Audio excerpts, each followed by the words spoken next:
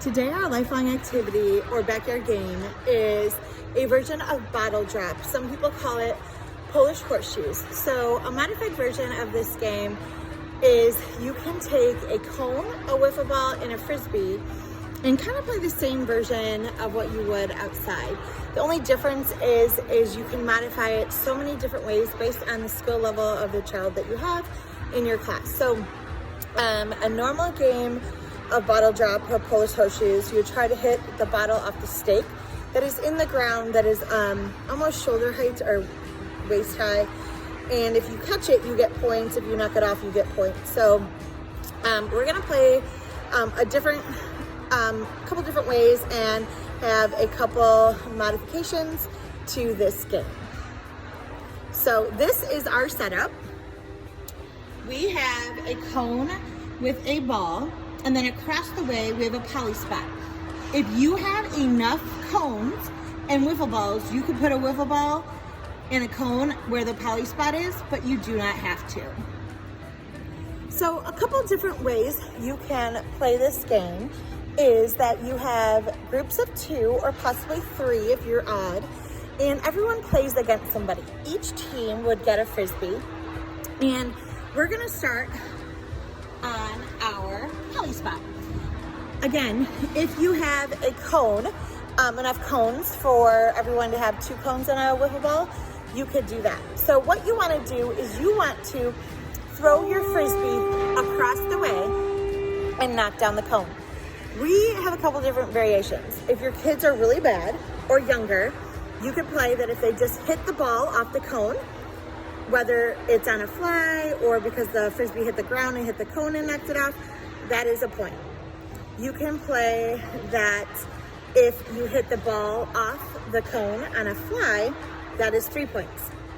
And then if it hits the ground and knocks the ball off, that is 1 point.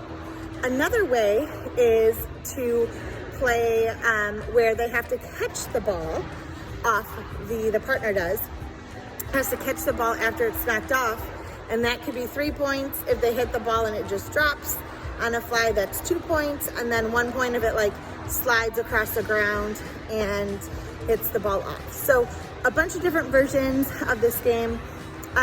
These are the size cones we have, short cones, but I know some people have a lot taller cones, and those would be really good to play this game with older kids, because the older kids can really catch the ball after it's hit off for those 3 points. So you can modify this game however you want. I have students, as they rotate and play different people, they play with the different rules depending on how good or bad they are.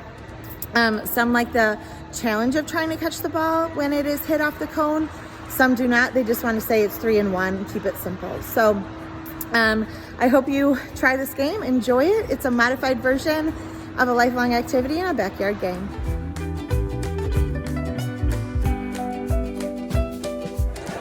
I don't know, all of a sudden I saw him sitting on the ground during the building.